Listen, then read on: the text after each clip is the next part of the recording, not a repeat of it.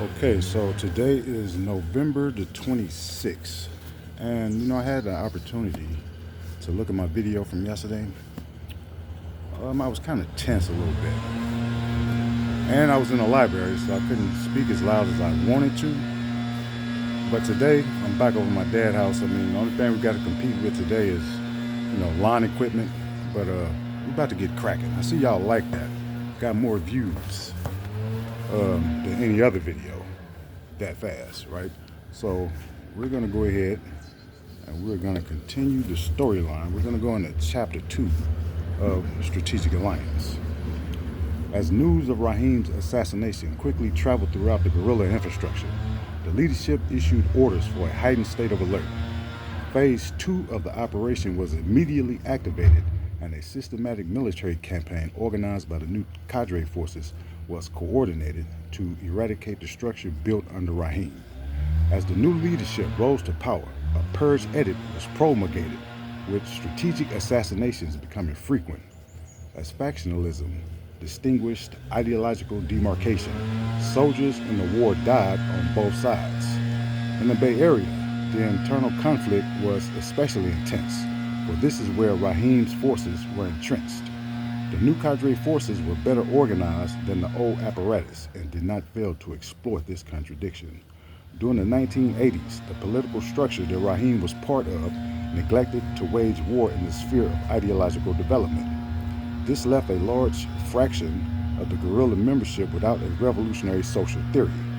As a result of this dialectical negation, the movement formations of that era were unable to make the necessary transformation politically and organizationally as a prelude to protracted people's war.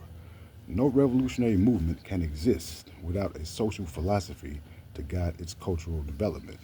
The dynamic of history had taught the contemporary guerrilla leadership a lesson in the science of materialist dialectics. In the aftermath of Raheem's death, in the first month alone, there were over 30 deaths attributable to the struggle for power between the warring factions. And Kuki couldn't help. And Kuki couldn't have been in a more optimum position to dictate the restructuring efforts. Elements once in opposition to his command began to capitulate to the power of force. With the killing of the police officers, the OPD stepped up its campaign of harassment in the colony, and an FBI anti-terrorist team was sent in to take over the investigation. Tension was beginning to turn into open hostility as the police went on a reign of terror. Of major primary concern to Nkuki was the building of an underground communications network to link up the various operational sectors under his authority. The police were conducting frequent assault-style raids, and the sector intelligence infrastructure erected by the guerrillas had to be improved upon. Better methods of collecting and transmitting data had to be devised. Mkuki convened a meeting with his zone commanders and instructed them to establish specific units in their sectors to monitor police enemy intelligence. To monitor police traffic, 24-hour watch systems were created, and every time a police of any kind was spotted, the information was relayed to the proper authority. To facilitate this operation, the guerrillas had to develop closer ties with the community and draw from its reservoir of support. Putting theory through the crucible of practice, the guerrillas would run mock operations, even getting the children involved. To heighten the community's awareness and sharpen their psychology to the concept, Mtombo, who was also a tactician in the art and deception of propaganda technique, designed and circulated agitation material depicting the police as an oppressive, occupying colonial force and New Africans as the victim of state sponsored violence. The propaganda leaflets would always fall into the hands of the enemy, who would make an attempt to wage counter propaganda while blindly searching for the source of the revolutionary material. The propaganda was always disseminated clandestinely or by way of the focal theory, which was an organizational structure adopted from Carlos Maguela. For the guerrillas' most potent weapon was the ability to remain invisible. In a guerrilla conflict, to maintain the force of momentum, invisibility is the best defense against conventional fighting forces. The foco, may well be the best tactic to mount the motor, but it needs a long period of preparation. Intensive organizational work to set up efficient, reliable machinery which will not only generate the atmosphere for armed struggle bifocals, but will also guarantee their logistics, communications, survival programs, and propaganda network. New left revolutionaries all over the world know very well that a revolutionary lifestyle is a warrior's lifestyle. By stages, he or she means stages of combat, and that is precisely the way in which revolutionaries can be honed into the kind of organization capable of leading a people's war. That was an excerpt taken from Blood in My Eye by George Jackson. So I told you always, if I don't like to plagiarize people's work, so if I use a quote or take some information from a source, then I always make sure I identify where the information came from. Mkuki and Kidogo, this is chapter 3. Mkuki and Kidogo were cruising down Bancroft. It was unusually hot and humid for Oakland, and everyone was out trying to enjoy themselves and find relief from the sun. Youngsters were driving up and down the boulevard slamming hardcore gangster rap music. The sisters were walking around in short miniskirts and sundresses, teasing and tantalizing the brothers. On days like this, black folks just wanted to be out and have a sense of belonging. With nothing in particular to do, Mkuki and Kidogo were trying to find gratification like the rest of the colonial subjects. Mkuki, can you slow down? Kidogo joked in humorous frustration. I'm trying to look at these sisters. Calm down, African, Mkuki said. I'm trying to get my look on also. While at a red light, Mkuki saw one of the most beautiful women he had ever seen. He patted Kidogo on the arm and gestured with his head. Oh my goodness, he said. Look at that one. He must be a fine sister, boy. Kidogo exhaled heavily. Man, she is no joke. You're correct on that one, intoned Mkuki. The sister was magnificent. She stood about 5 feet 8 inches, and her skin was uniquely gold. Her body was chiseled with medium-sized breasts and extremely large behind and calf so finely shaped that they made your mouth water. Her hair was cut short, lips delicately full, and there was a piercing over her left eye. In subcultural language, this sister was top-notch. It looks as if she was poured into that dress, stated Kidogo, with a hint of licentiousness to his voice. She wore a tight-fitting red sundress and acrylic heels with straps wrapped around her calves.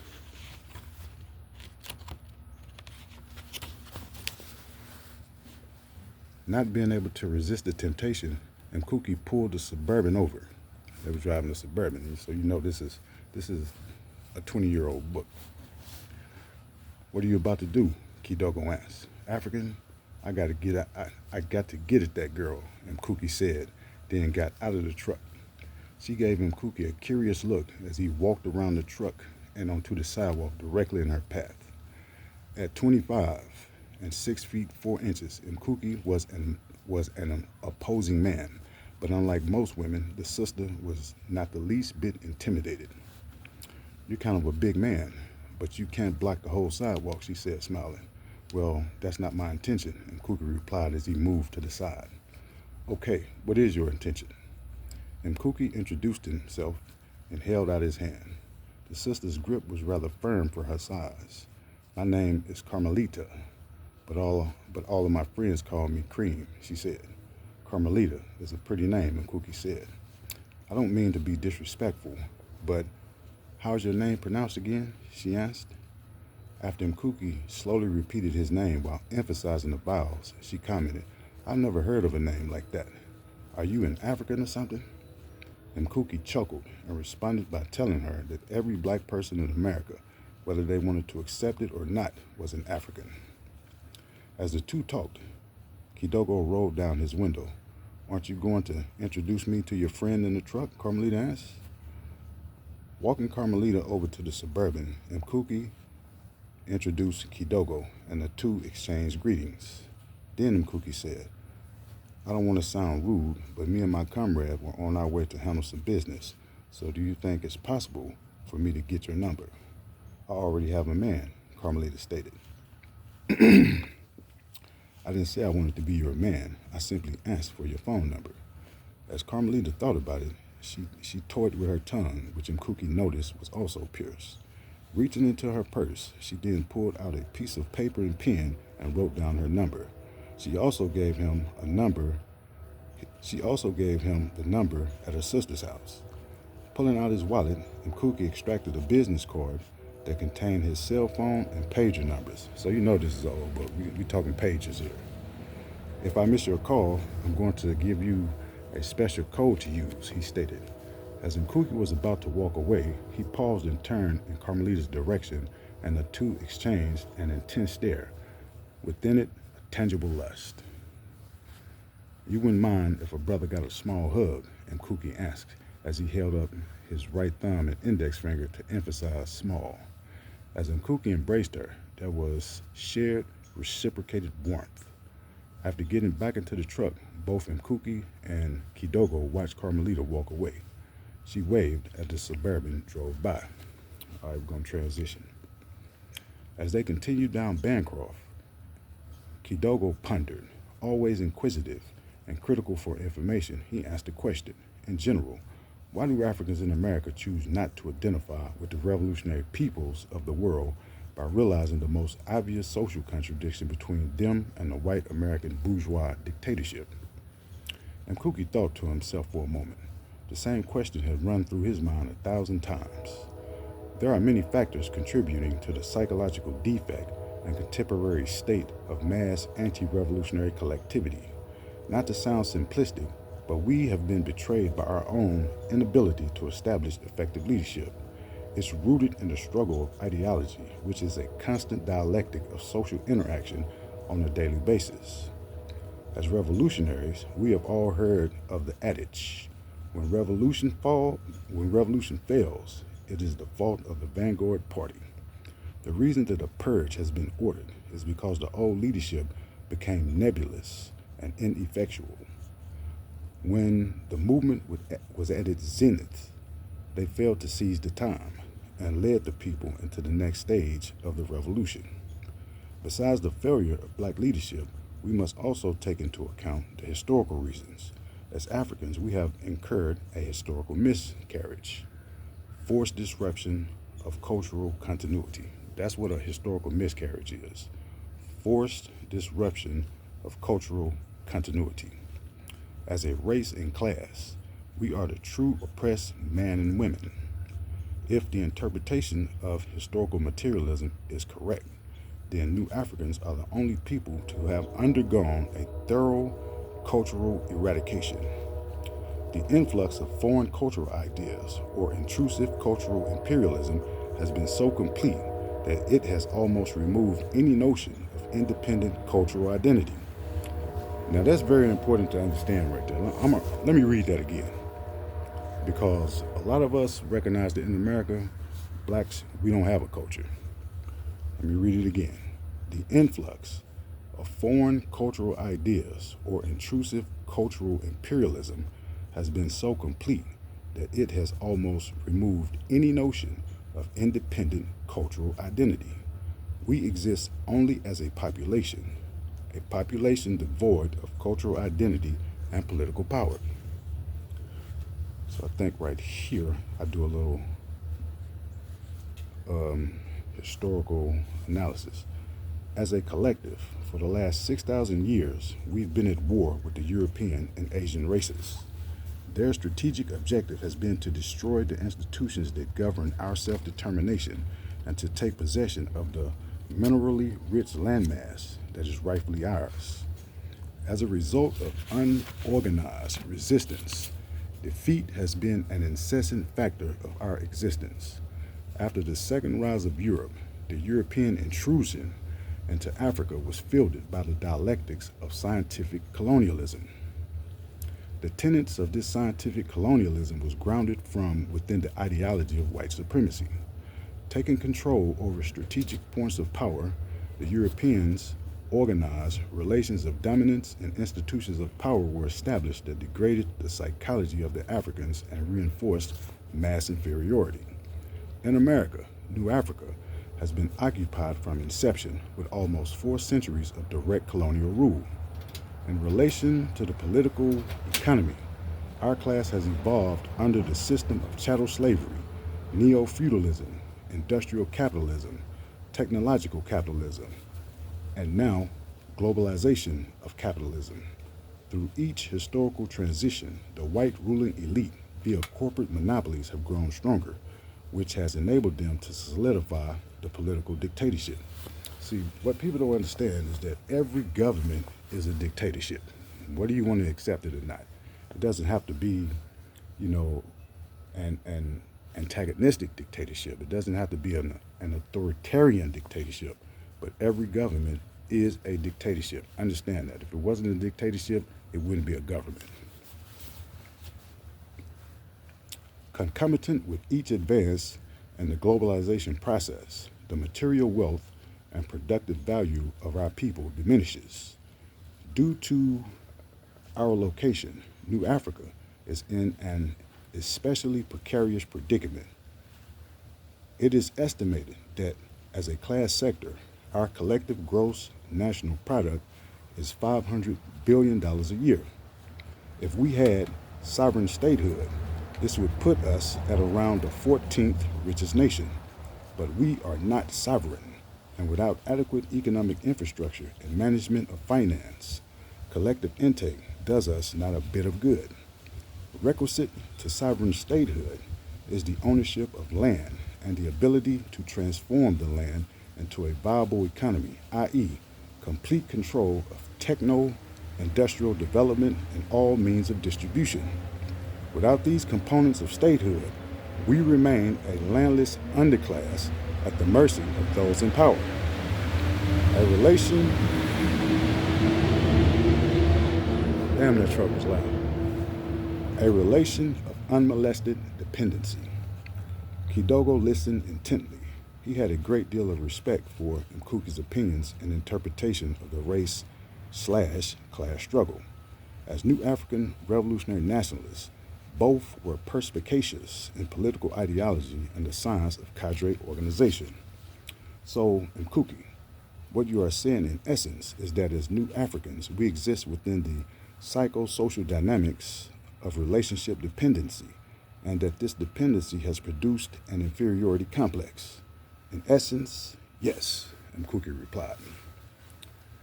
Reaching Bancroft and Havens Court, they noticed a group of young males in a confrontation with an Arab store owner.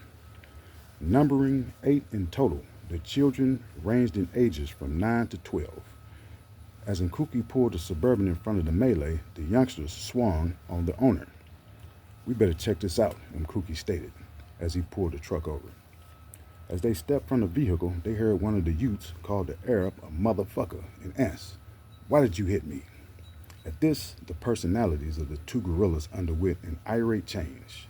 As a rule, the guerrillas detested the Arabs as petty capitalists and exploiters of the black community.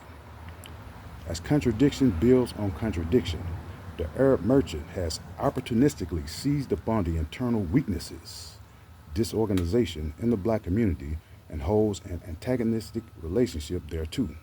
The Arab American is a product of history, and to understand European colonialism, its precursor or precursor, Arab aggression and colonization of northern Africa, must also be studied. "What's going on?" Kidogo asked. A youngster by the name of Little J explained that he and his friends went inside the corner store and were told by the owner that only 2 kids were allowed in the store at any given time. When the youths began to protest, they were roughly ushered out of the store. "Were any of you hurt?" Mkuki asked in a not-so-pleasant tone. Lil J turned and pointed to a very dark-skinned and heavy-set African. Approaching the youngster, Mkuki asked his name. "My name is Eat 'em Up." My name is Eat 'em Up," responded the youngster. "Can you tell me what happened, Eat 'em Up?" Mkuki asked. "While I was in the store, that motherfucking Arab punk thought I was stealing, and he slapped me across the face." Frightened by the stares he was receiving, the Arab, who had been in the confrontation with the youth, retreated back into the safety of his store. Kidogo, who was beside himself, barged into the store after the Arab, as Nkuki and the youngsters follow behind. "Did you hit this youngster?" Kidogo asked through clenched teeth. "I hit nobody," stated the Arab. Oh, let me drink me some water. See, this story has meaning because this really happened. This happened when me and Zolili was rolling. So I just put it inside the book.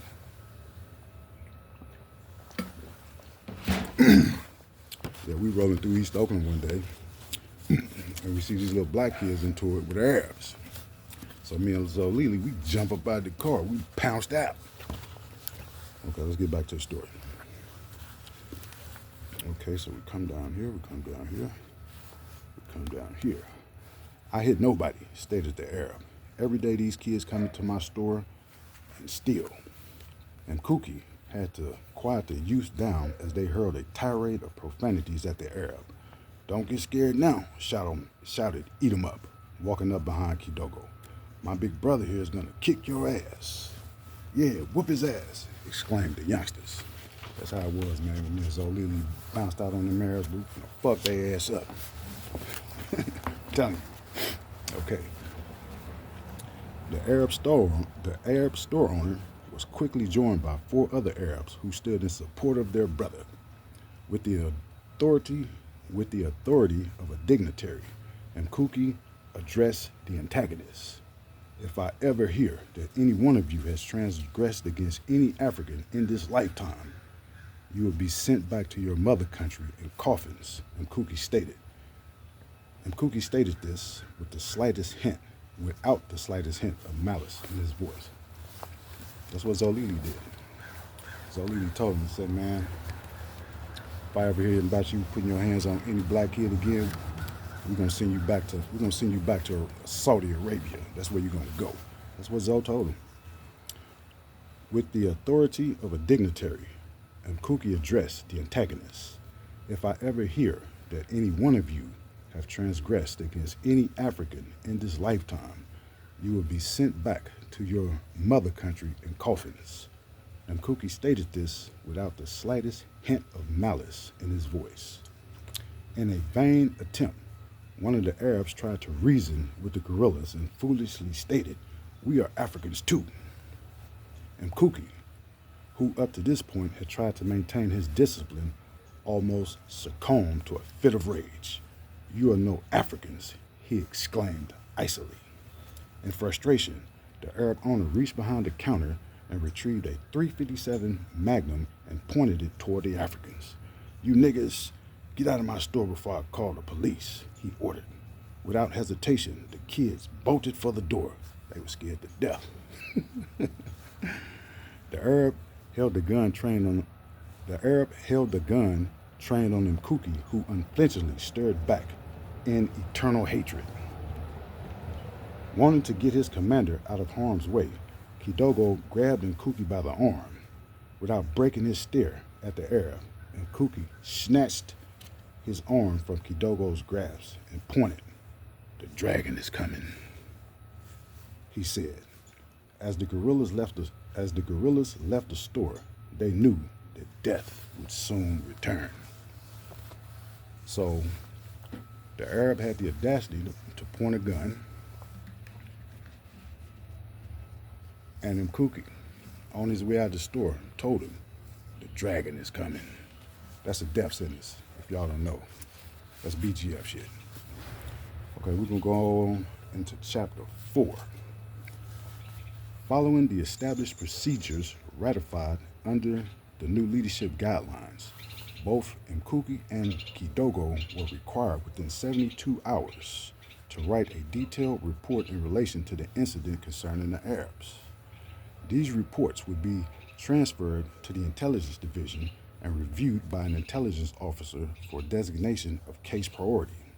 Intelligence, with the designation as high priority, was transferred to a special division and disseminated to representatives of the underground guerrilla leadership. The Intelligence Division also assigned Mkuki and Kidogo to an officer to undergo debriefing. See, this is professional cadre activity right here. Like I said, you'll never read another book like this. There are no other books out there like this. The Intelligence Division also assigned Mkuki and Kidogo to an officer to undergo debriefing. Within 24 hours, the guerrilla leadership sanctioned a military strike as retaliation against the Arabs. These new organizational protocols were designed by specialists, think tank operatives, who thoroughly analyzed the inadequate structures of the Black Liberation Movement. So you didn't have this kind of stuff back in the 60s and 70s. Their organizational sophistication was nowhere on this level here. Okay. Within 24 hours, the guerrilla leadership sanctioned a military strike as retaliation against the Arabs. These new organizational protocols were designed by specialist think tank operatives who thoroughly analyzed the inadequate structures of the Black Liberation Movement. It was also an attempt on behalf of the contemporary organizers to develop a democratic centralist infrastructure capable of sustaining the protracted nature of decolonization. During the early years of the movement, the leadership failed to consolidate the numerous formations making up the Black Liberation Movement around a central democratic centralist governing body, and therefore could not coordinate political and military objectives on the national level. Now we know that the Black Panther Party, goddamn, what the hell's wrong with my throat today? We know that the Black Panther Party was an above ground political organization, and it was national in scope. But as the Black Panther Party progressed, we see splits, divisions, and fifth columns emerging out of that organization, and particularly with the split between Huey P. Newton and Elvis Cleaver, which Elvis Cleaver was, they all from the Bay Area, but he found himself over on the East Coast. So there was disunity or discontinuity in achievement of the national goals.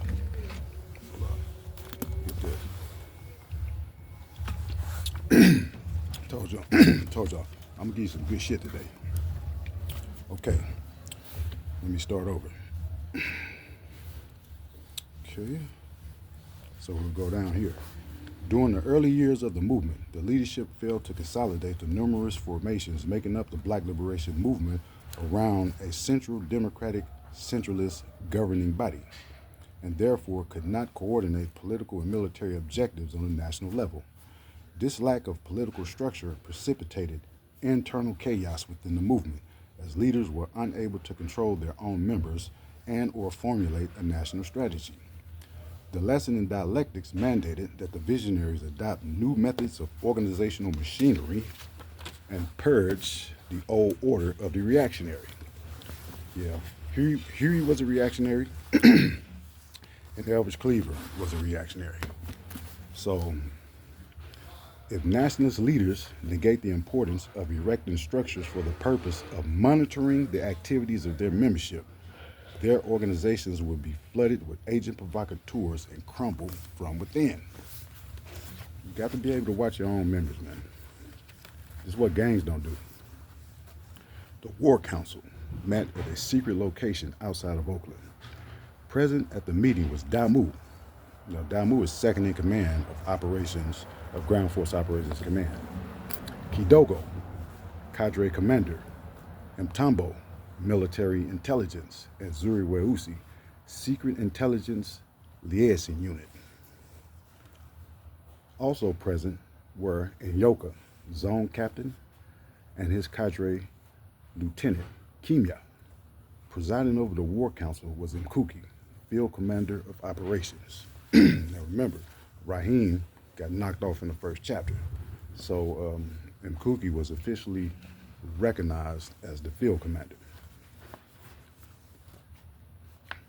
Zuri Weusi had already briefed Nyoka and Kimya as to the particulars of the situation. Both men were aware of the Arabs.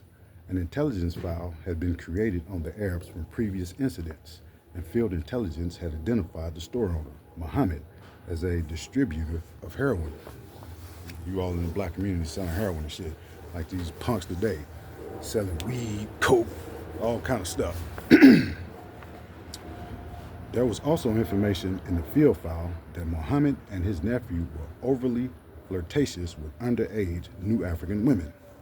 The nephew, whose name is Sadi, was arrested for engaging in lewd acts with a minor, but the charges were later dropped for reasons of insufficient evidence.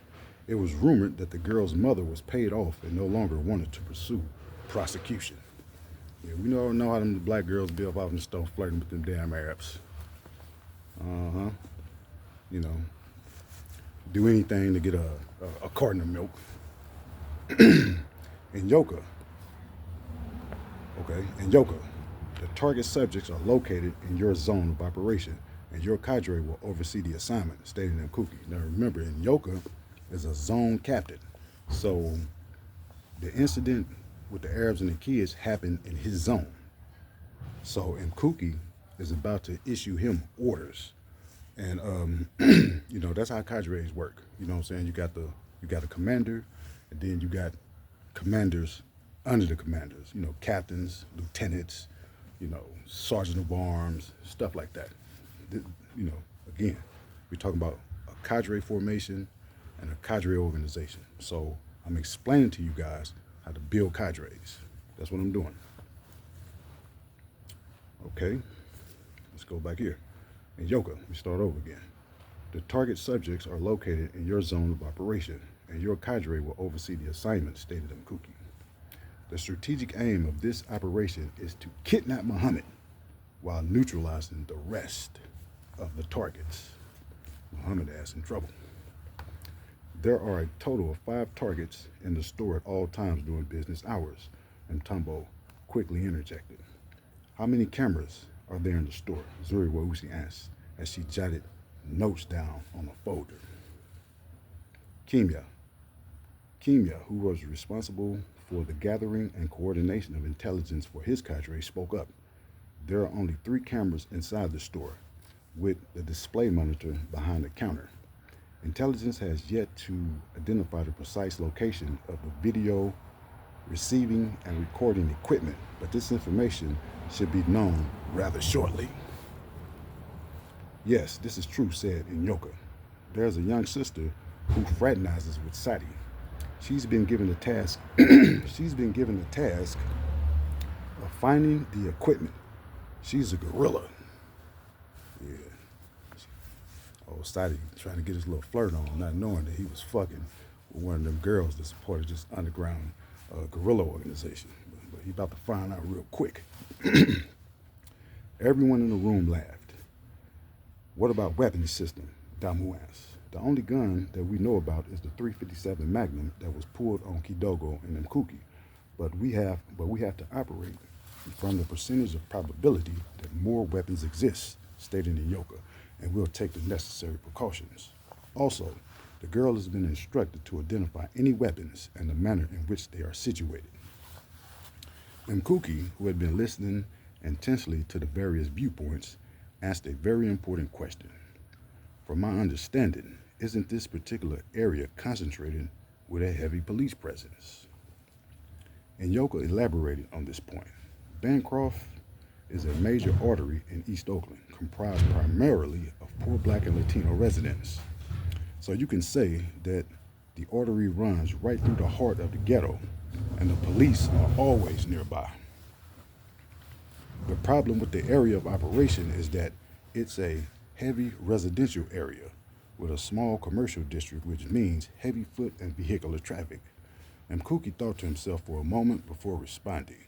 It was his responsibility to ensure the maximum safety of his personnel under his command, and he had to assess a contradiction from all possible angles. He was well aware of the possibility of something going wrong in a military operation, which could result in loss of life or liberty. Do you remember, in Blood in My Eye, when Comrade George elaborated on guerrilla warfare in an urban terrain? He asked the committee. Each member of the War Council was thoroughly indoctrinated in the strategies of Blood in My Eye. It was required reading for all leadership cadres. Well, Mkuki went on. In it, Comrade George stated that buildings could hide a guerrilla army just as good as vegetation in the jungle. See, that's what the Israelis are finding out right now. See, they done blew up all them buildings over there but them boys is popping up out of that rubble and waxing their ass. So yeah, so I'm gonna read that again because America is urban terrain where we live at. I'm gonna read it again for you, right? Okay.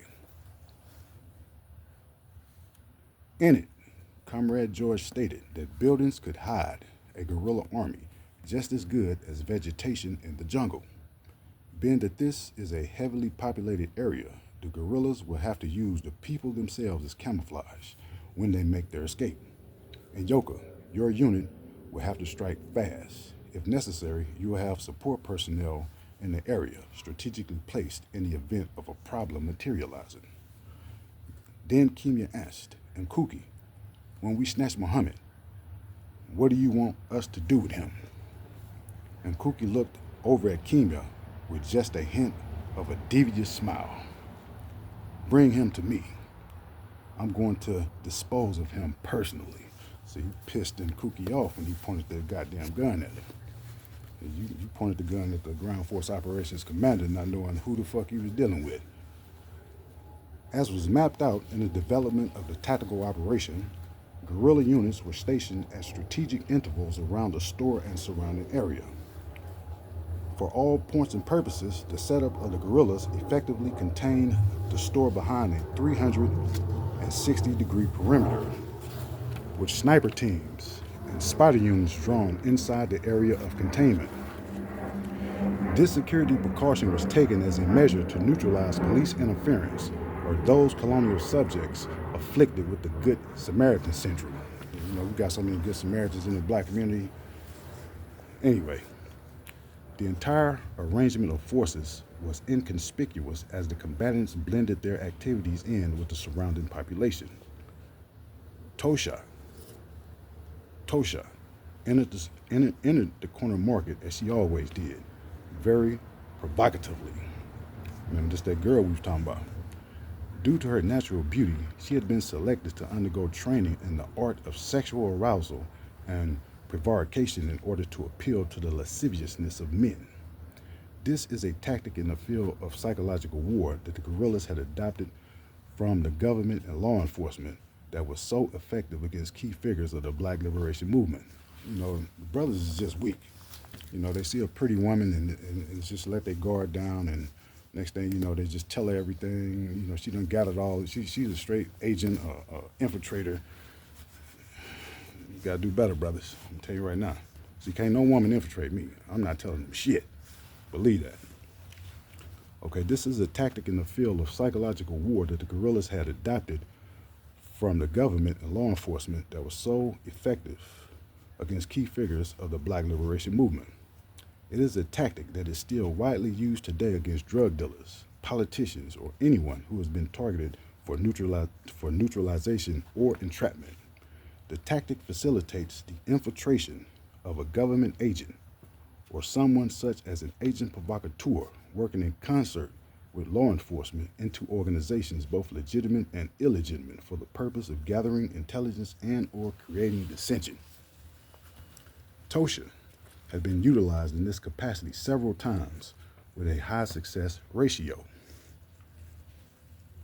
She, along with a small cadre of young females, have been assigned to gather intelligence on the Arabs.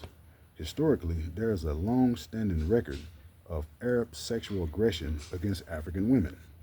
When the Arabs invaded northern Africa, it was a common practice to use forced miscegenation. Hold up, I'll jump the sentence. Historically, let me start over. Historically, there is a long-standing record of Arab sexual aggression against African women. When the Arabs invaded northern Africa, it was a common practice to use captured African women as concubines. The offspring from this form of forced miscegenation were taught from inception by the Arab fathers to hate the race of the mother. As always, these mixed Africans, through historical circumstances, and who considered themselves Arabs, were extremely brutal and some of the most fierce proponents of Arab enslavement of Africans. To enhance the psychological ramifications of her assignment today, Tosha wore a white silk see-through blouse with a bikini top covering her large, full breasts. She also wore a short black skin-tight miniskirt on her wide hips and illustrious behind, with a pair of small heel sandals. She was dark skinned. Her charcoal black tree stump thighs and calves were oiled down, which gave them a shiny look. She walked with the grace She walked with the grace of a panther, hips swinging from side to side, chewing and blowing on bubble gum. You know, the bubble gum always get the men. I don't know what that is. Every time the Arabs saw Tosha, they were mesmerized by her prowess. You could literally see them drooling at the mouth. As she walked past the counter, heading toward the back of the store to the beverage section, she winked at Sadi and mischievously blew a bubble in his direction. Sadi stared at her, hypnotized. She had his ass, she thick black ass, swerving them hips, blowing that bubble gum. She blew it at him, and he was ready to go fuck right then. Excuse my language. Muhammad, who was behind the counter with Sadi, gently elbowed him in the side and excitedly spoke in Arabic. Taking his cue, Sadi came out from behind the counter and walked nonchalantly in the general direction where Tosha had gone. Tosha walked past a black man who was trying to pick a brand of pancake mix. The pair, they paid each other no attention. Okay, so let me start that over. Tosha walked past a black man who was trying to pick a brand of pancake mix. The pair paid each other no attention. In fact, there were several other customers in the store besides Tosha. 5 of them black gorillas. See, the gorillas done infiltrated the store. As Tosha neared the beverage section, she noticed that Sadi was a few paces behind her, feigning an activity of searching for an item on the shelf. She going to the back and he walking behind her. He don't want everybody to know that he going back there, so he feigning looking for something on the shelf, right? But, his intent is he finna go back there and think he finna get some loving. He finna get some loving, though, for real, okay? As Tosha neared the beverage section, she noticed that Sadi was a few paces behind her, feigning an activity of searching for an item on the shelf. As Tosha selected one of her favorite drinks, clearly Canadian, she had to bend all the way over to retrieve it. As she spread both her legs in a staunch plant while simultaneously bending to get the drink, the undersized miniskirt that she wore rolled up over her muscled buttocks all the way to the hips. Little nasty ass little girl, revealing nothing more but a thong bikini. You could see pubic hair pattered up the crack of her ass. As Tosha methodically straightened up, with her ass still out in back arch, she again lewdly blew a bubble at Sadi. She lewdly blew bubblegum at Sadi. Sadi, noxious with lust, almost lost control. This fool, but she got his ass. He done lost control. Tosha tilted her head toward the back room at the rear of the store. Sadi, catching on to her suggestion, hurriedly walked off and disappeared into the room. Shortly thereafter, two disgruntled Arab men walked out from the room. Hold on, let me back up. Shortly thereafter, 2 disgruntled Arab men walked out from the room, followed by Sadi, who was angrily shouting at them in Arabic. Sadi trying to get his dig on these fools. They mad because he done kicked them out, right? Okay. When the 2 men were gone, Sadi beckoned to Tosha. Chewing her gum, Tosha looked around the store to make sure no one was watching, then slipped into the back room. As she entered the room, Sadi quickly closed the door and all but attacked her. Tosha, who was to be in control of this strategy, roughly pushed Sadi off of her and began to slowly unbutton her blouse. She had a small purse that hung by a strap from her left shoulder to her right hip. As she finished unbuttoning her blouse, she pulled up the bikini top, exposing 2 gigantic titties with the nipples hard and erect. Sadi swayed on his feet. Tosha taunted him by grabbing her breasts and sexually squeezing them together while slowly running her tongue over his lips. She kicked off her left sandal and threw her leg up on a chair.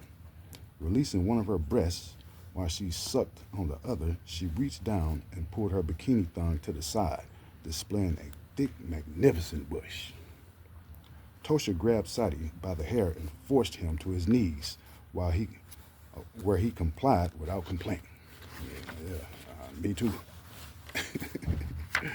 Me too, baby. All right, let's get this going. I'm telling you, you'll never read a book like this, man. Strategic Alliance is it, man. It's my work.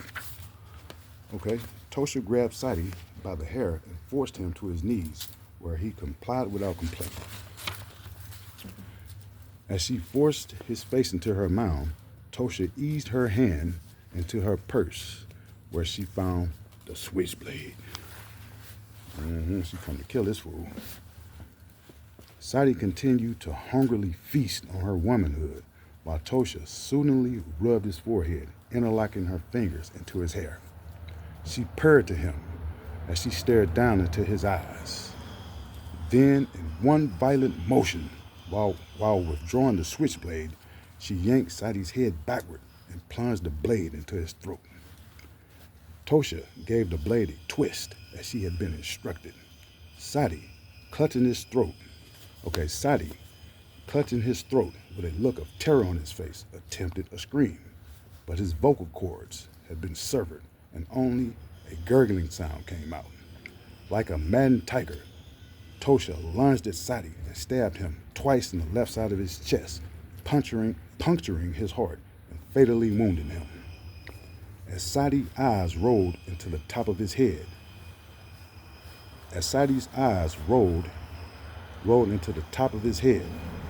his body fell face forward. Tosha stood triumphantly, looking down at his corpse and admiring her work. This little girl killer, boy. She then unlocked the back door that led to an unloading and intake area, and 3 masked gorillas wearing army fatigues entered the store.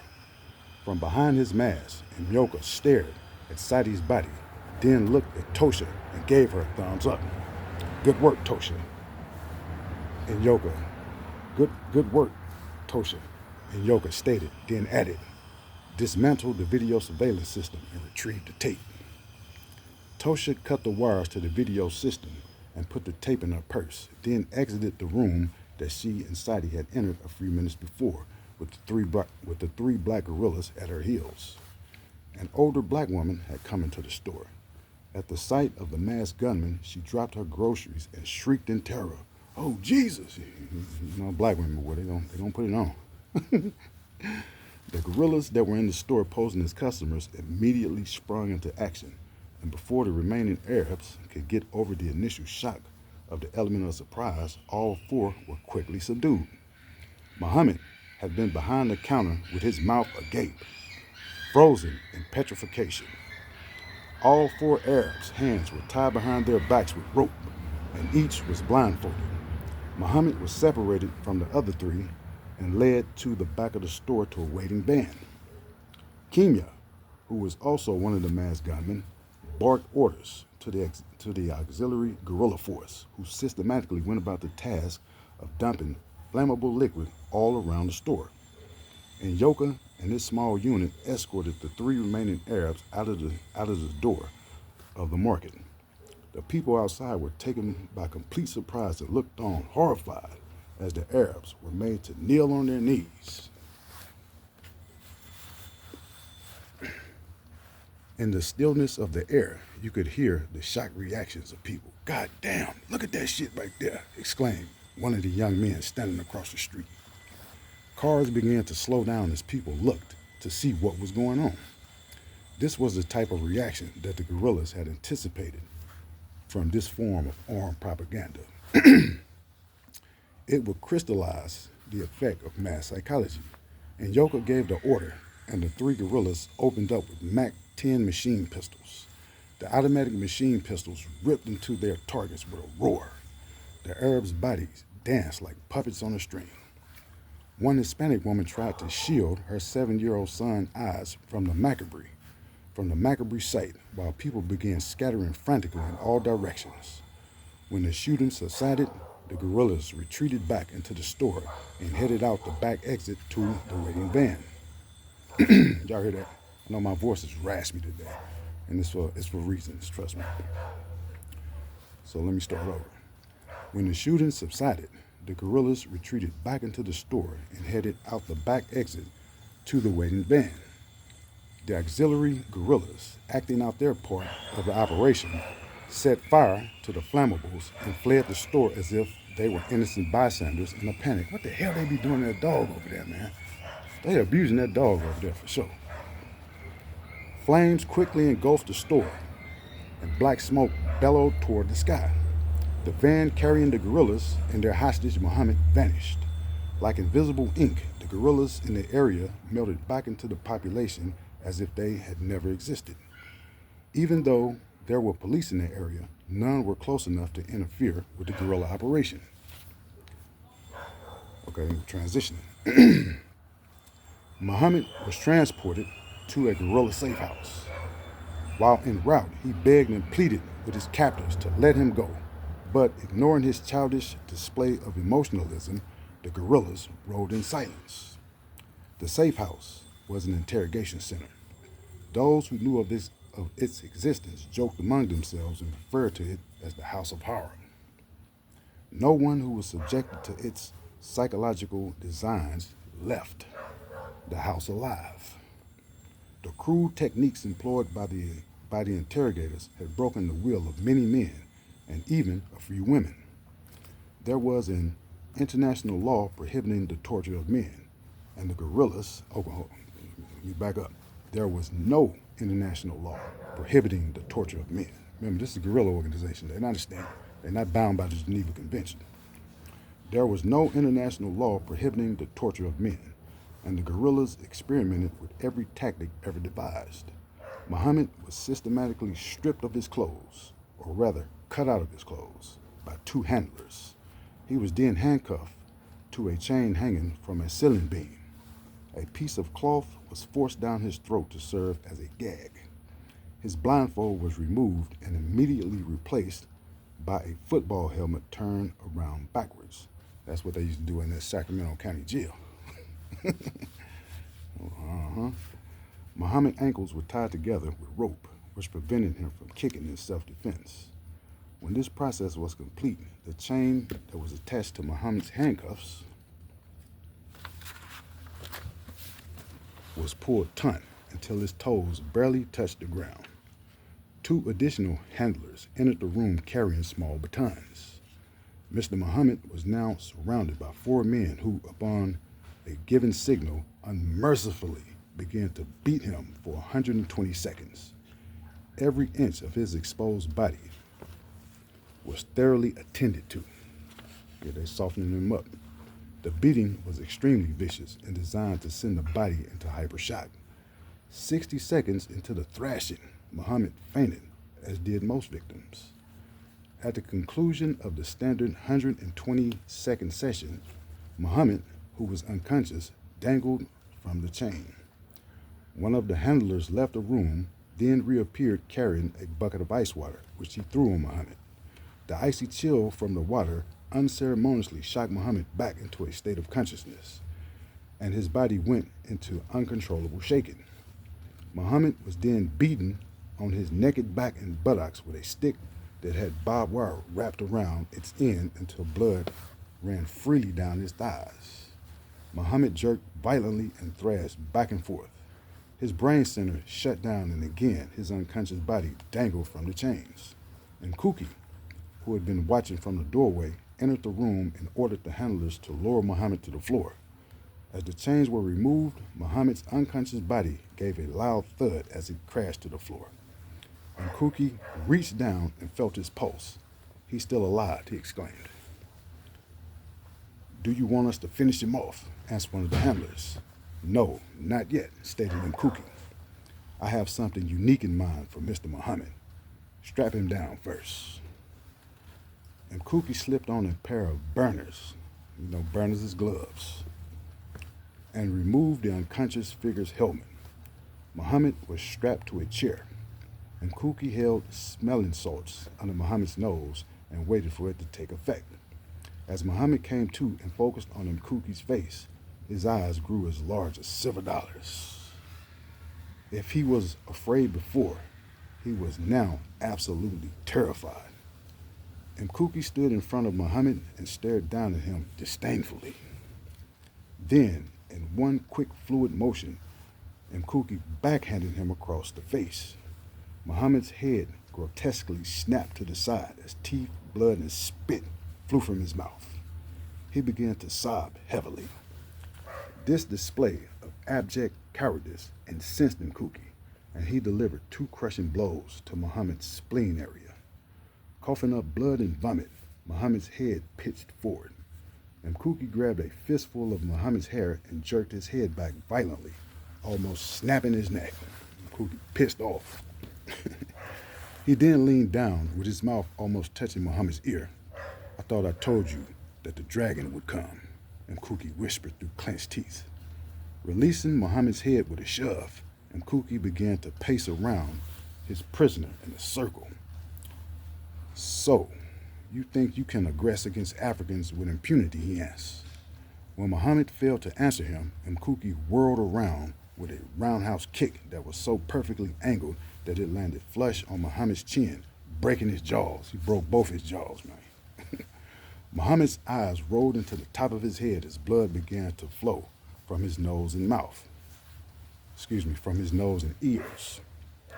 Mkuki read off a litany of charges against Muhammad, including sexual aggression against underage black girls.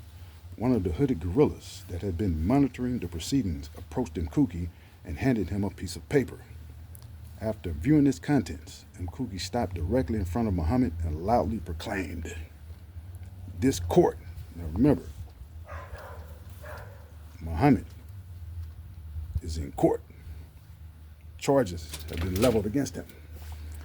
"This court, extended by the powers of the Provisional Government of New Africa, finds the accused guilty, with state execution as the penalty imposed. Sentence to be carried out immediately." I got one paragraph left. Oh, we're going to get busy with that. Okay. When night descended, Muhammad was taken to the 23rd Avenue overpass near MacArthur Boulevard. Traffic on the freeway was minimal. Muhammad was taken from the van, and a 30-foot rope was tied around his ankles and onto the rail of the overpass. As Muhammad was pushed from the overpass, he shouted, "Allahu Akbar." His screaming freefall landed him in the path of an 18-wheeler. Muhammad's body splintered as the huge truck slammed into him. The force from the impact shattered the truck's windshield, and pieces of Muhammad's body were strewn all over the freeway. The force of the impact was so violent that one of his legs was tossed onto the other side of the divide. A homicide detective later found his head wedged under the passenger seat of a big rig. Muhammad's death made national headlines, and the FBI moved in quickly to take over the investigation. Okay, so that right there is all we're going to do today. I got to get to some yard work, but that was chapter 2, 3, and 4 of Strategic Alliance. I know it's good. Yeah, I know it's good, man. You know, like I say, this is the bloodiest book I ever read. You'll never read a more bloodier book than Strategic Alliance.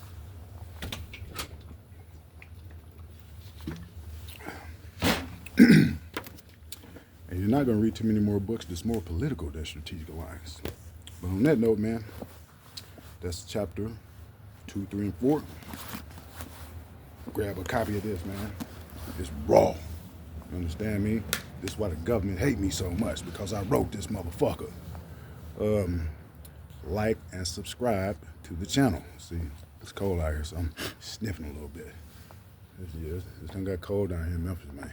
But anyway, that's it for today, man. This video ran for 1 hour. That's enough for today.